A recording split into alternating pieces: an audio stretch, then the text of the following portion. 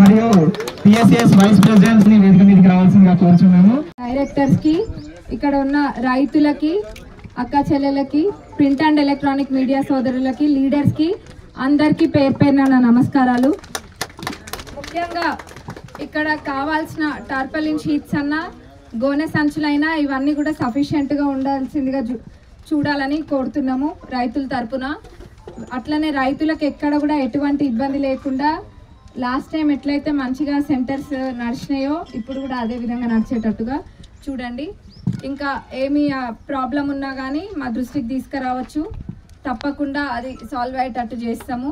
ఇంకా సన్న బియ్యం గురించి అయితే అందరికీ తెలిసిన విషయమే. సన్న బియ్యము గతంలో ఏమో దొడ్డు బియ్యం వచ్చేది. ఆ దొడ్డు బియ్యం చాలామంది తినకపోయేటోళ్ళు. దాన్ని కోడ్ల ఫామ్లకి వేసుడు, అమ్ముకునుడు, లేకపోతే దోశలతో పాటు దోశ పిండి చేసుకునుడు, జొన్న పిండితో పాటు పట్టించుకునుడు చేసుకునేటోళ్ళు. కానీ తినేటోళ్ళ సంఖ్య ఏళ్ళ మీద లెక్క పెట్టవచ్చు.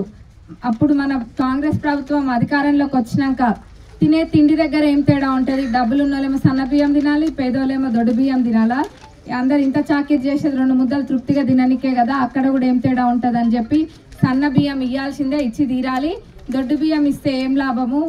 ఒకప్పుడు 10-15 ఏళ్ళ కింద తినేటోళ్ళు కానీ ఇవాళ రేపు ఎవరు దొడ్డు బియ్యం తింటలే, అదంతా వృధా పోతుంది, ఇట్లా వేరే వేరే రకాలుగా పోతుంది అని చెప్పి ఆలోచన చేసి ఎవరైతే సన్న రకము వరి వేస్తారో ఆ సన్న రకం వడ్లకి కింటాకి 500 బోనస్ అని చెప్పి ఇంకా ఎక్కువ వేసేటట్టుగా చేసి ఈరోజు ఆ సన్న బియ్యం మనకే ఇవ్వడం జరుగుతుంది.